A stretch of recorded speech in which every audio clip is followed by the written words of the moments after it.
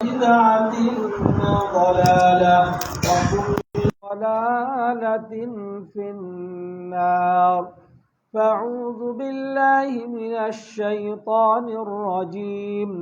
بسم الله الرحمن الرحيم.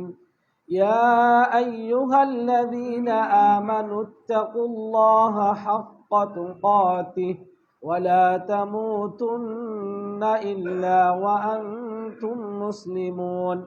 يا أيها الناس اتقوا ربكم الذي خلقكم من نفس واحدة وخلق منها زوجها وبث منهما رجالا كثيرا ونساء واتقوا الله الذي تساءلون به والأرحام إن الله كان عليكم رقيبا.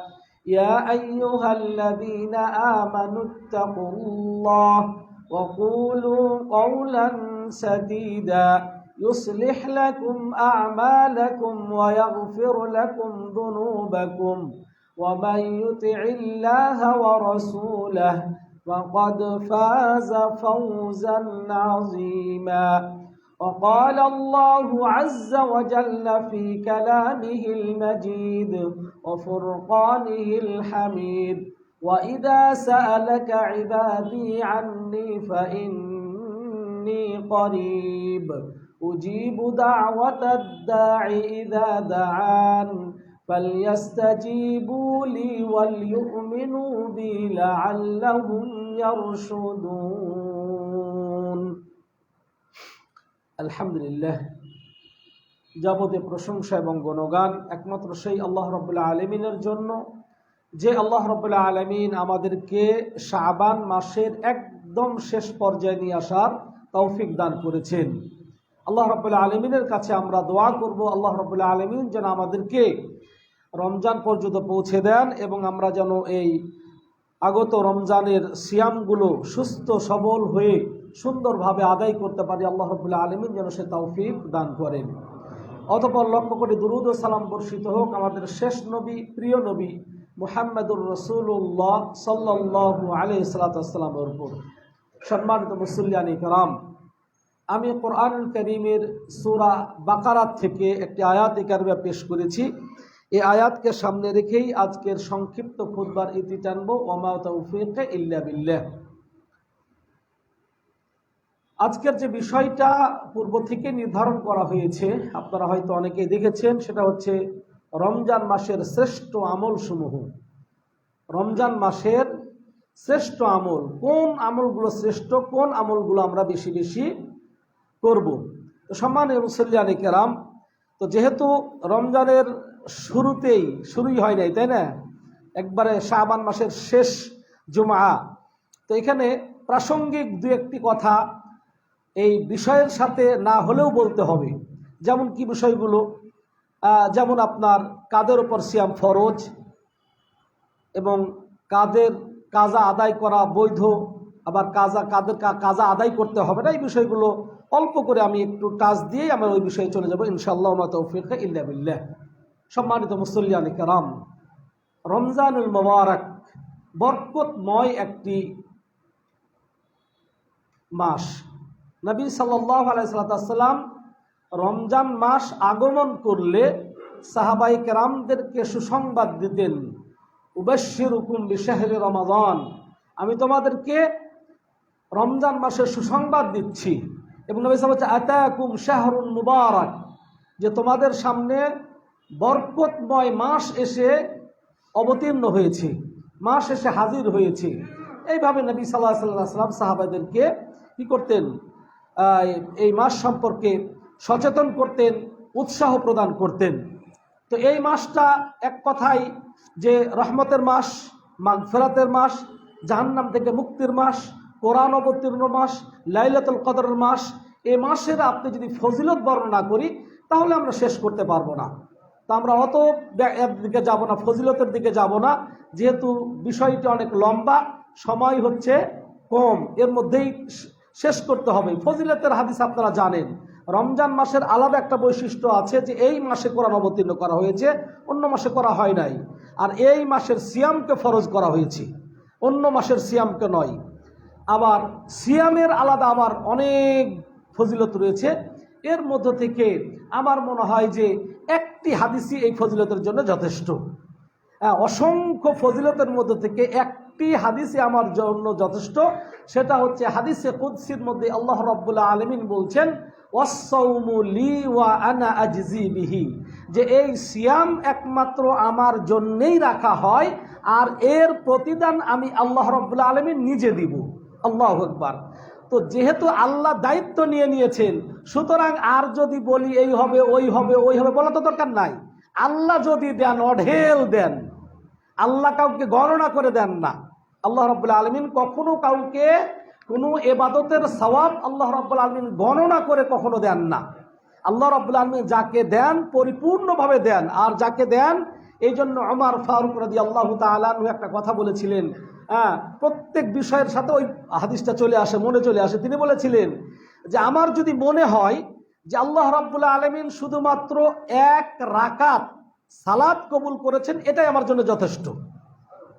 ওমর রাদিয়াল্লাহু তাআলা, আমরা ভুল হতে পারে, আল্লাহু আ'লাম, কিন্তু যতটুকু ধ্যানে আসছে ওমর রাদিয়াল্লাহু তাআলার কওল এটা।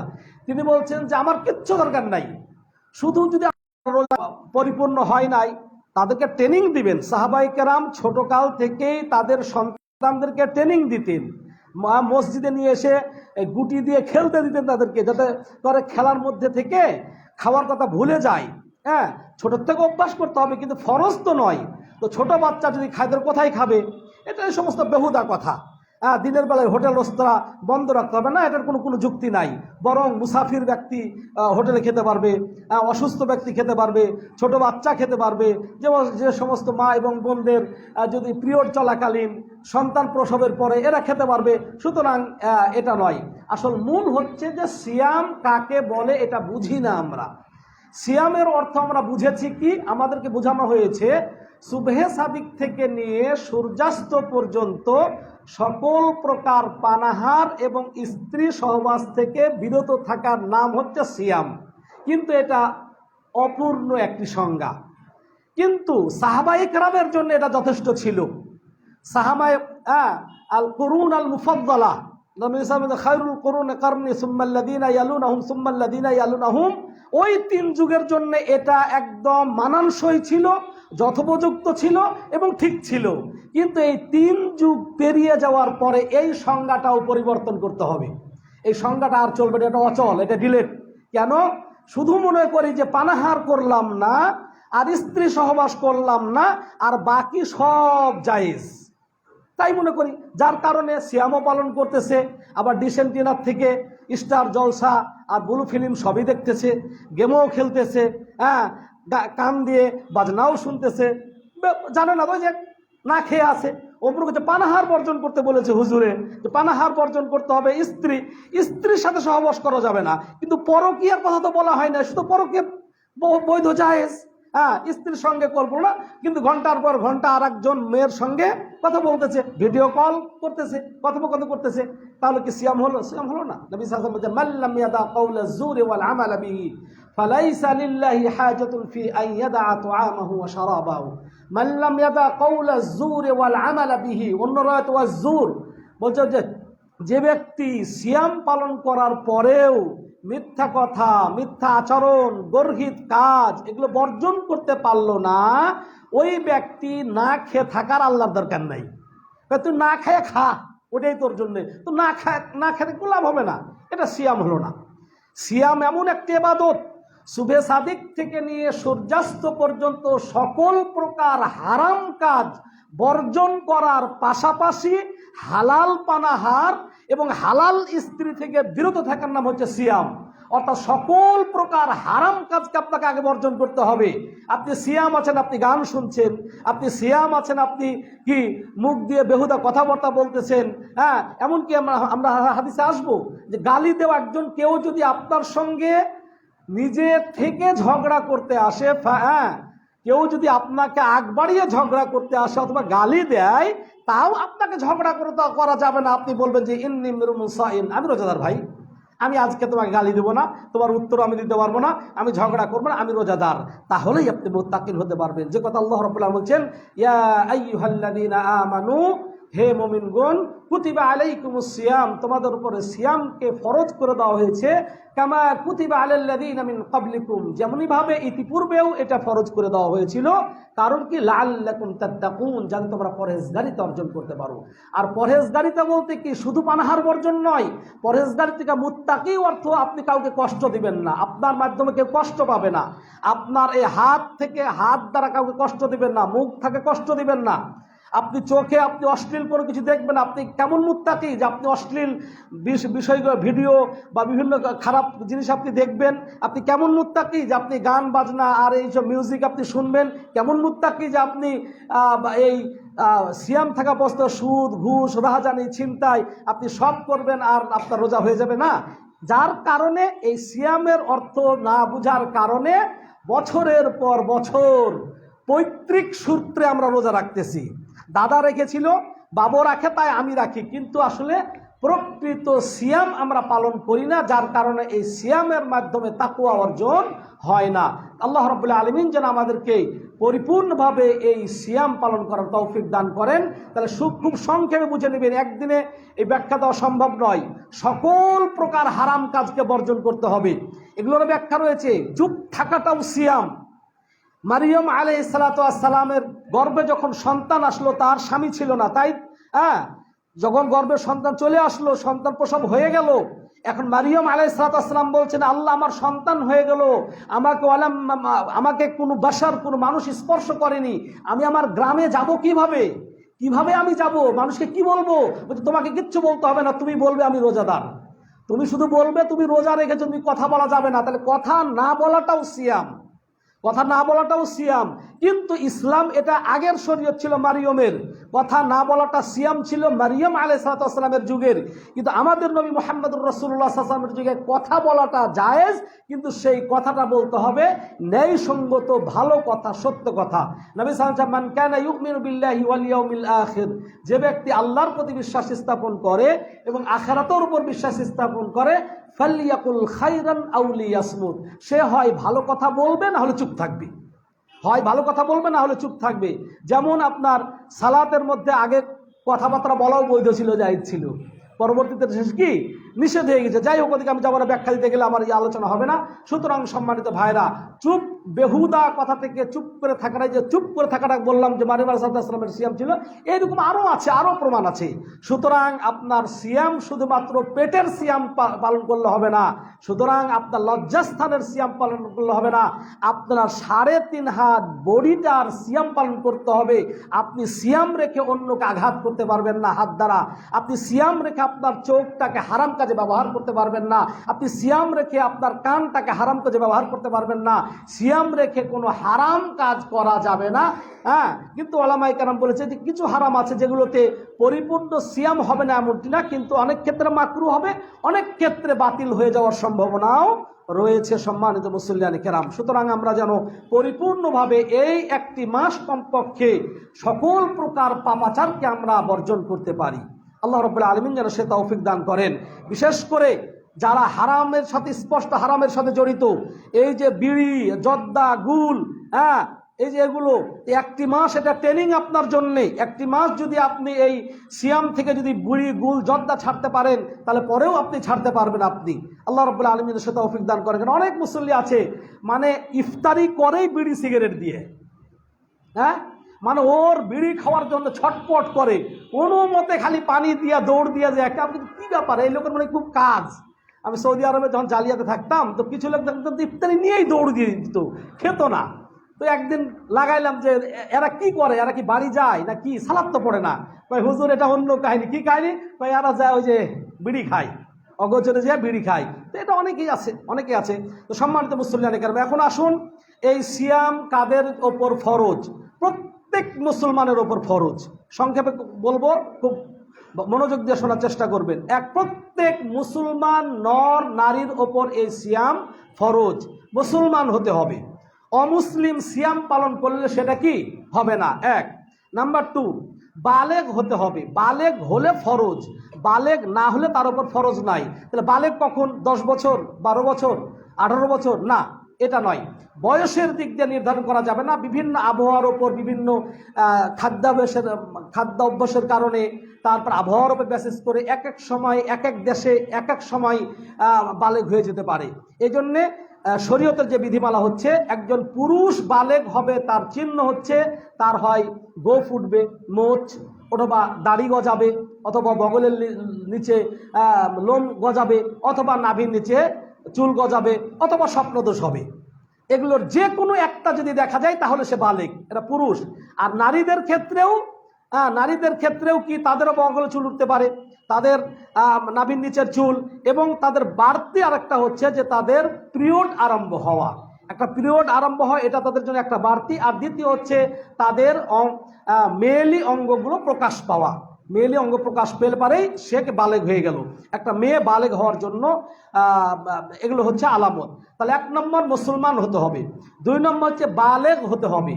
বালেগ না হলে তার উপর কি ফরজ নয়, কিন্তু রাখাতে হবে। না রাখালে কি, ছোট থেকে অভ্যাস না করলে সে কি পরবর্তীতে রাখবে না। কেন অনেকেই আজকাল 30 বছর 35 বছর বয়স যখন বলা হয় সিয়াম পালন না করো না কেন, না আগের থেকে অভ্যাস করি নাই। এই জন্য সন্তানদেরকে সাহাবায়ে কেরাম ছোট থেকেই তাদের সন্তানদেরকে কি করতেন, ওই যে অভ্যাস করতেন। আমরা অভ্যাস করাবেন ইনশাআল্লাহ। আকেল, জ্ঞান থাকতে হবে। যেমন পাগলের ওপর কোনো ইবাদত ফরজ নয়, পাগলের ওপর কোনো ইবাদত ফরজ নয়, তাহলে জ্ঞান থাকতে হবে। কাদের, সাহি, মানে আপনার কি রাখার মতো সক্ষমতা থাকতে হবে। দুর্বল রাখতে পারে না, ডাক্তার নিষেধ করেছে, বা ঘন ঘন ওষুধ খাইতে হয়, বিভিন্ন আছে না, তাহলে সক্ষম, রোজা রাখতে সক্ষম এরকম হওয়া। আর সর্বশেষ হচ্ছে মুকিম ব্যক্তি, মুকিম, বাড়ি থাকা অবস্থায়। তাহলে কয়টা গেল? 5টা শর্ত। একটা হচ্ছে মুসলমান হতে হবে, 2 নম্বর হচ্ছে বালেগ হতে হবে, 3 নম্বর হচ্ছে আকেল, জ্ঞান থাকতে হবে, 4 নম্বর হচ্ছে আপনার কাদের এবং সুস্থ এবং সক্ষম। সুস্থ এবং সক্ষম, এটাকে আমরা 2টাও করতে পারি, একটা করতে পারি। আর একটা মুকিম, বাড়িতে অবস্থানকারী। বাড়িতে বলতে এটাকে আবার কেউ যারা চাকরি করেন তারা মনে করে তাহলে তো আমি তো বাড়িতে নাই, আমি চাকরি করি এখানে, তাহলে আমার ওপর ফরজ, এটা আবার বুঝেন না। মানে যে যেখানে সে চাকরির জন্যই থাকে, অথবা কোনো জন স্থায়ীভাবে থাকে, সে চাকরিটাও মুকিমের হুকুমেই পড়বে। কেন সফরের ক্ষেত্রে হচ্ছে 3 দিন বা 4 দিন। শেখ বিন বাজ রাহিমাহুল্লাহ বলছেন যে সফর ধরা হয় মোটামুটি, যে কেউ যদি সফর করে সালাতের কসর 4 দিন করবে, আর থেকে করবে না, সে মুকিমের মতো হয়ে পরিপূর্ণ আদায় করবে। তাহলে এই লোকদের ওপরে হচ্ছে কি সিয়াম ফরজ। এখন আসেন, এদের মধ্য থেকে আল্লাহ রাব্বুল আলামিন যে দয়াময়, তিনি যে রহমানুর রহিম, তিনি কিছু মানুষের ওপর এটা আবার তুলে নিয়েছেন। কেন? কাদের ওপর? বৃদ্ধ এবং বৃদ্ধা যারা অনেক বয়স হয়ে গেছে, রাখতে পারে না, এদেরকে রোজা রাখতে হবে না। এরা কি করবে? প্রতিটি রোজার বিনিময়ে একজন মিসকিনকে খাবার দিয়ে দিবে। প্রতিটি রোজার বিনিময়ে একজন মিসকিনকে খাবার দিয়ে দিবে। এখানে আমাদের একটা ভুল বুঝ কিন্তু আছে।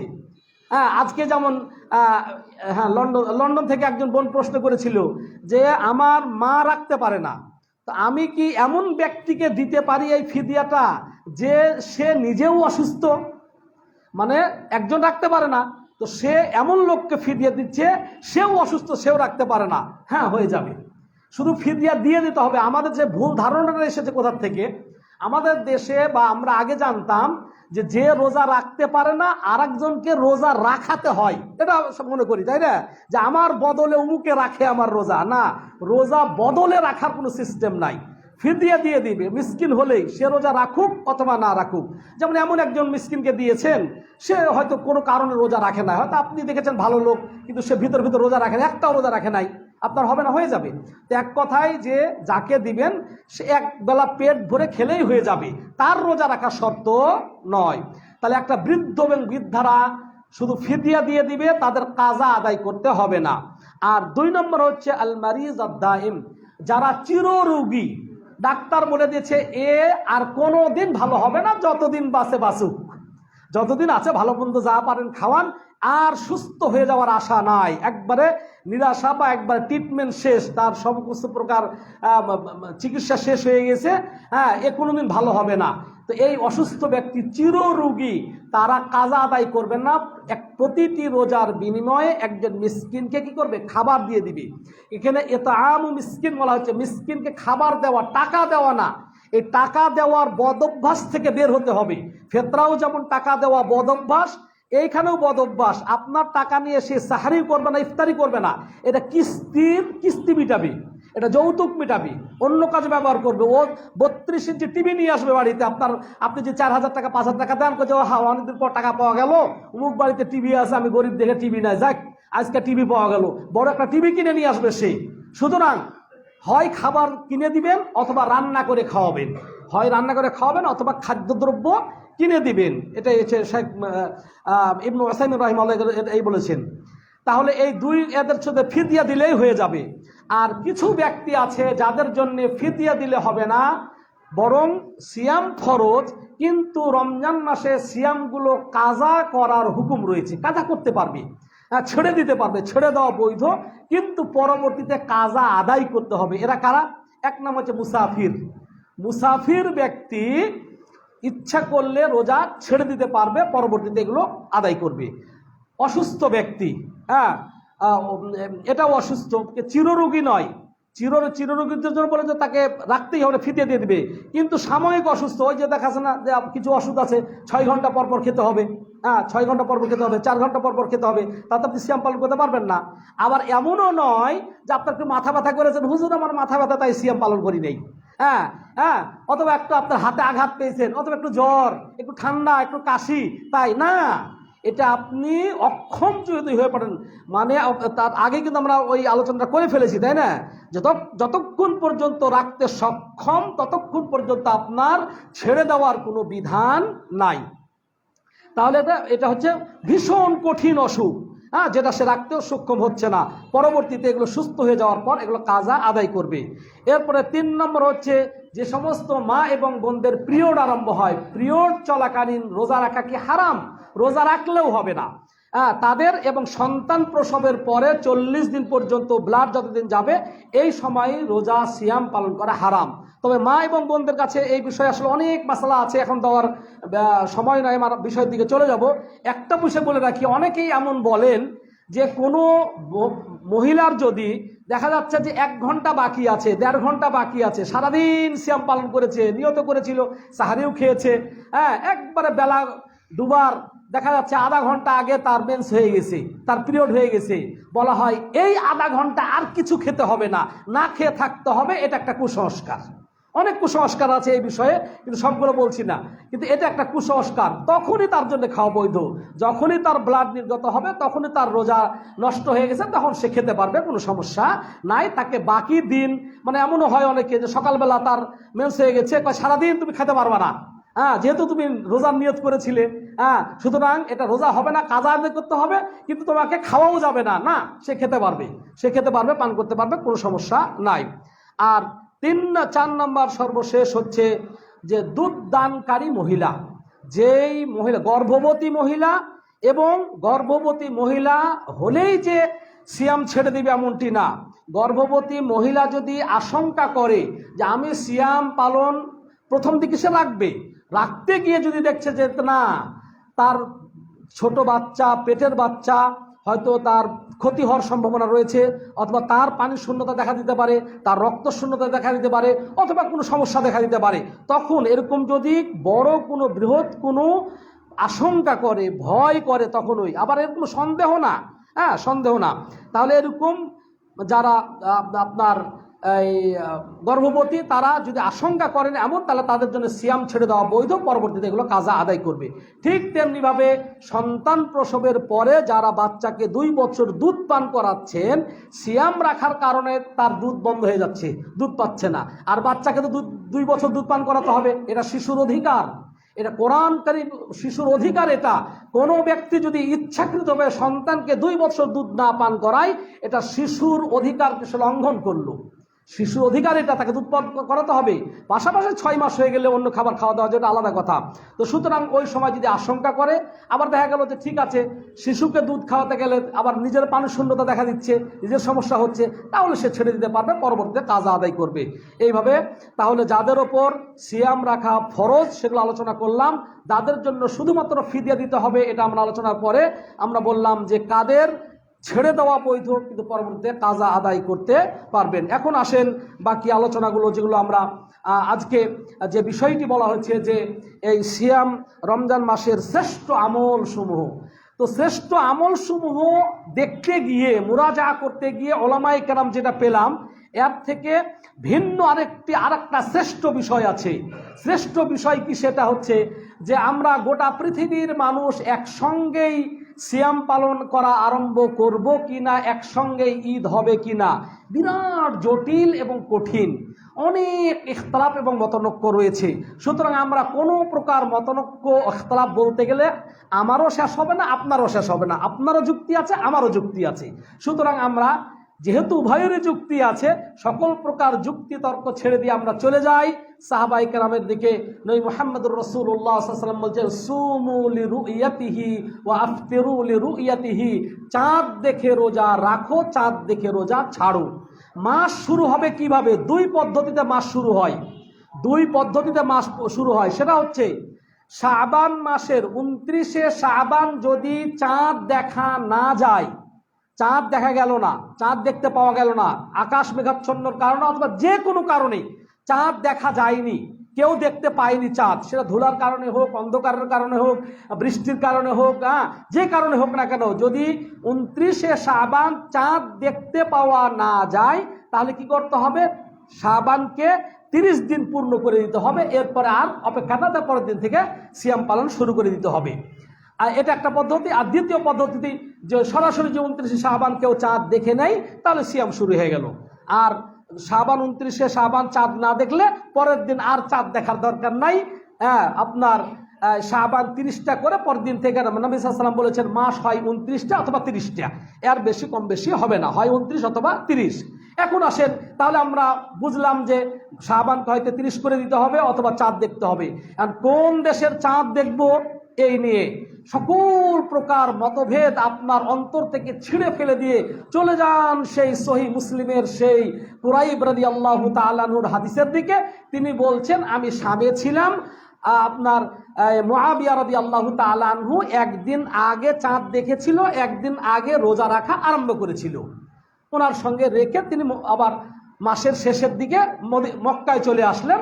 মক্কাতে আছে আব্দুল্লাহ ইবনে আব্বাস রাদিয়াল্লাহু তাআলা আনহু। কথা হচ্ছে যে কবে চাঁদ দেখেছিলেন? বলছে আমরা তো একদিন আগে চাঁদ দেখেছি। মুআবিয়া কয় যে, মুআবিয়া কি তুমি কি নিজে দেখেছো? মুআবিয়া কি নিজে দেখেছে? বলছে হ্যাঁ, রাআহু ওয়া রাআউন নাস, মুআবিয়াও দেখেছে এবং মানুষেরাও দেখেছে। শুধু মুআবিয়া দেখেছে এমনটি নয়, মুসলিম শরীফের হাদিস, মুআবিয়াও দেখেছে এবং মানুষেরাও দেখেছে।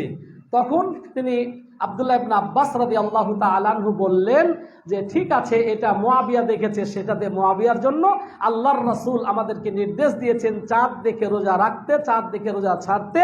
সুতরাং আমরা মুআবিয়ার দেখাটাকে থেকে অস্বীকার করেননি।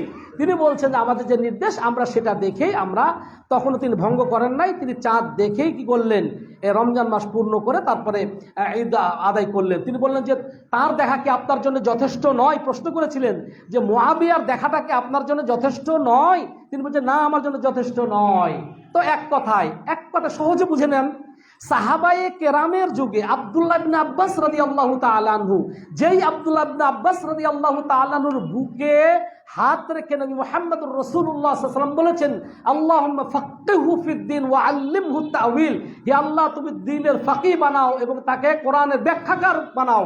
এর চাইতে বেশি বোঝার চেষ্টা করবেন না, বাস এতটুকুই যথেষ্ট। আব্দুল্লাহ ইবনে আব্বাস যেটুকু বুঝেছে এর মধ্যেই থাকেন, এর মধ্যেই কল্যাণ রয়েছে। আল্লাহ রাব্বুল আলামিন আমাদেরকে তৌফিক দান করুন।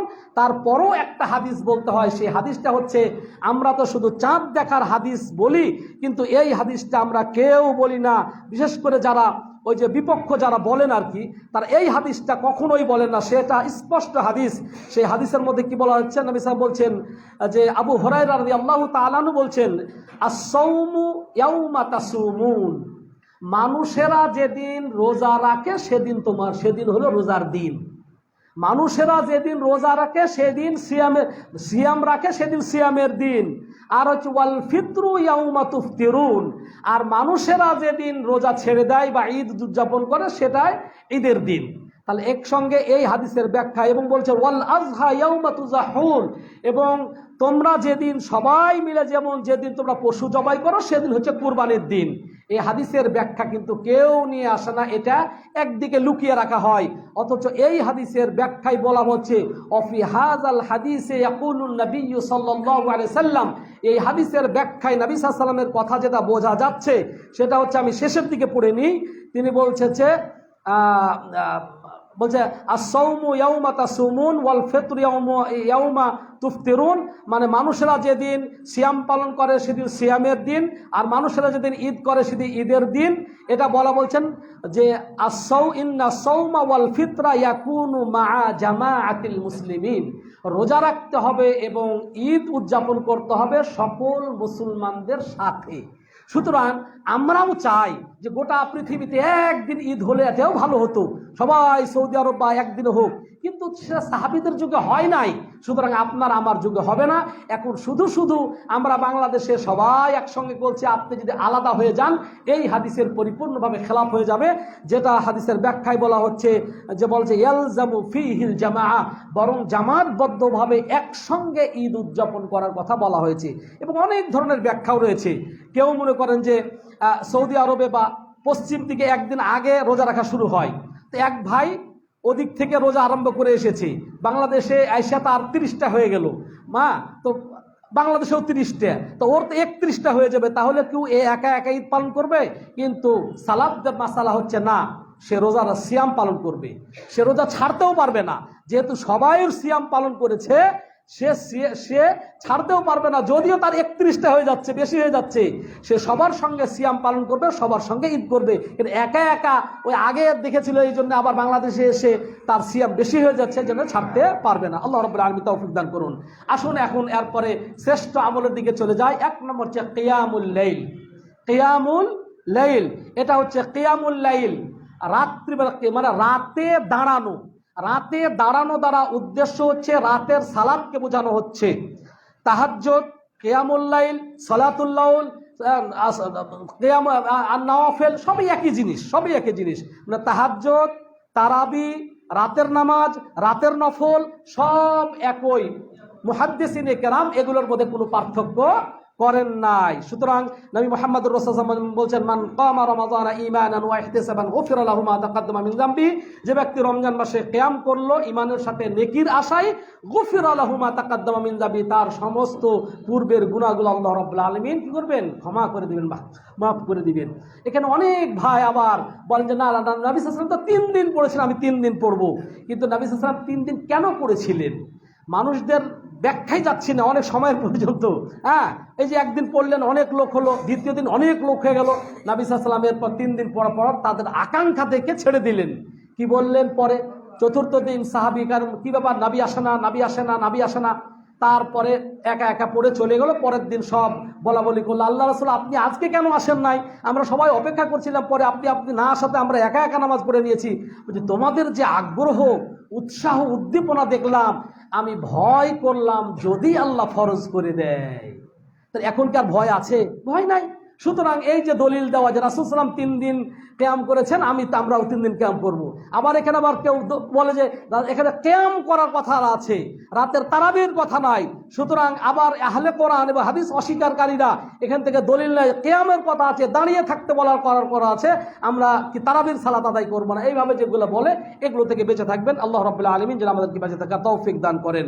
আমরা বাকি যে কত রাকাত এগুলো আমাদের আজকের বিষয় না, কারণ আমাদের সময়ের দিকে শেষ। তাহলে একটা শ্রেষ্ঠ আমলের মধ্যে হচ্ছে স্পেশাল ভাবে রমজান মাসে কিয়াম করার আলাদা হাদিস এসেছে যে মান কামা রমাযানা, যে ব্যক্তি রমজান মাসে কিয়াম করলো তার পূর্বের সকল অপরাধকে মোচন করে দেওয়া হবে।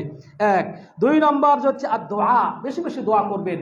অনেক ব্যক্তির মধ্যে থেকে সিয়াম পালন করলে রোজাদার ব্যক্তির সায়েমের দোয়া কবুল হয়।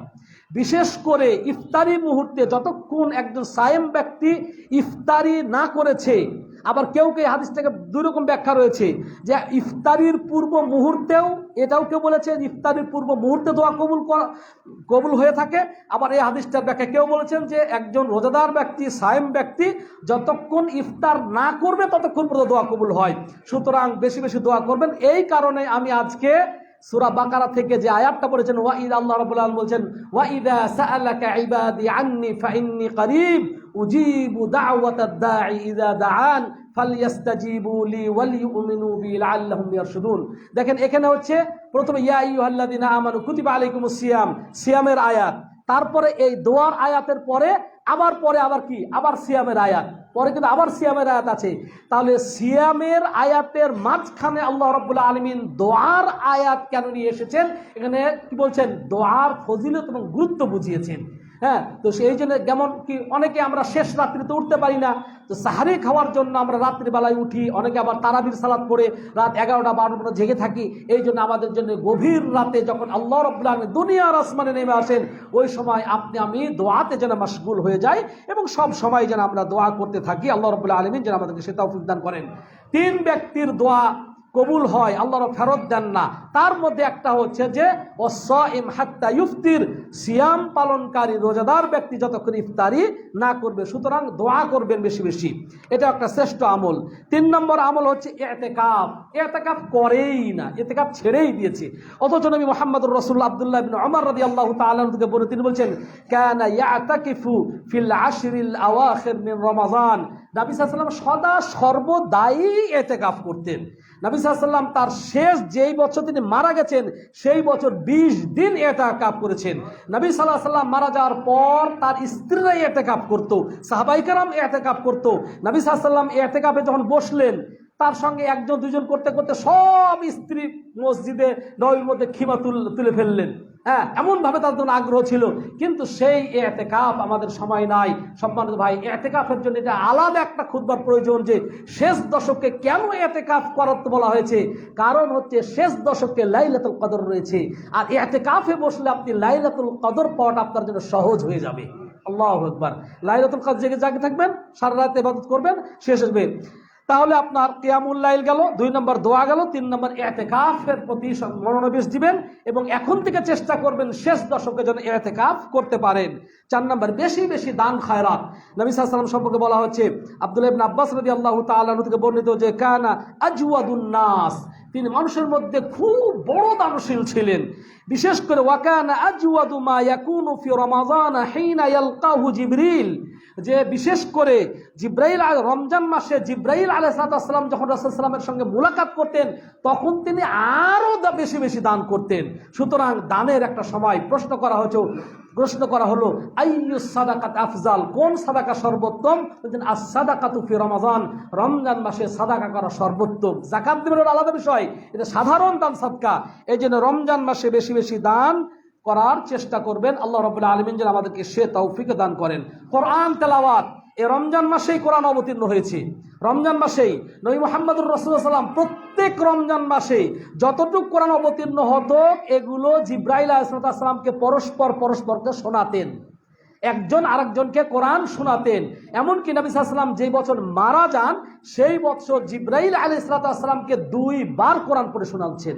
এবং এখানে আমি আসলে অনেক বলতে পারলাম না, উসমান রাদিয়াল্লাহু তাআলা আনহু প্রত্যেক দিন 1 খতম কোরআন দিতেন, এবং অনেক সাহাবী রয়েছে 2 দিনে কোরআন খতম দিতেন, 3 দিনে, 7 দিনে এভাবে খতম দিতেন। এখন একটা হাদিসও রয়েছে যে 3 দিনের নিচে খতম দেওয়াটা জায়েজ না, তাই না?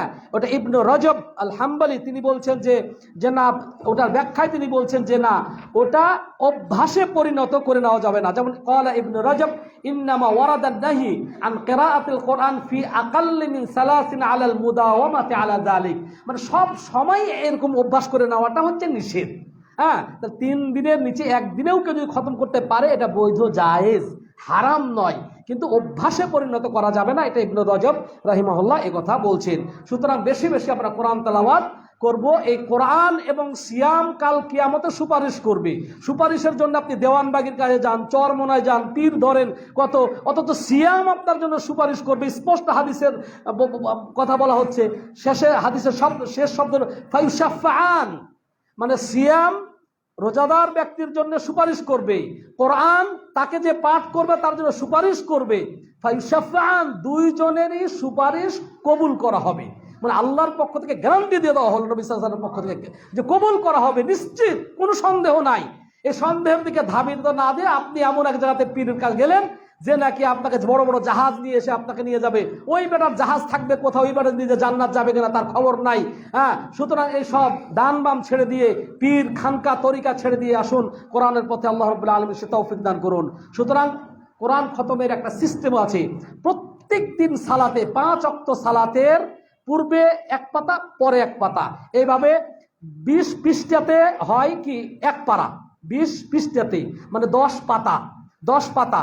তাহলে কি হলো, আপনি যদি প্রত্যেক সালাতে যদি এক পাতা আগে পরে পড়েন, তাহলে 5 বার নামাজ 10 পাতা পড়া হয়ে গেল। আপনার 1 মাসে আর আরামে আপনার খতম হয়ে যাবে ইনশাল্লাহ, কোনোই কষ্ট হবে না, কোনোই কষ্ট হবে না।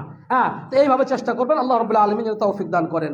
আর একটা হচ্ছে যাদের অর্থকরী রয়েছে, পয়সা রয়েছে, উমরা করতে পারবেন, রমজান মাসে উমরা করবেন। নবী সাল্লাল্লাহু আলাইহি ওয়াসাল্লাম বলছেন আল উমরাতু ফি রমাযান কাহাজ্জাতিন মাই, যে রমজান মাসে উমরা করার সওয়াব আমার সাথে হজ করার মতো। আল্লাহু আকবার।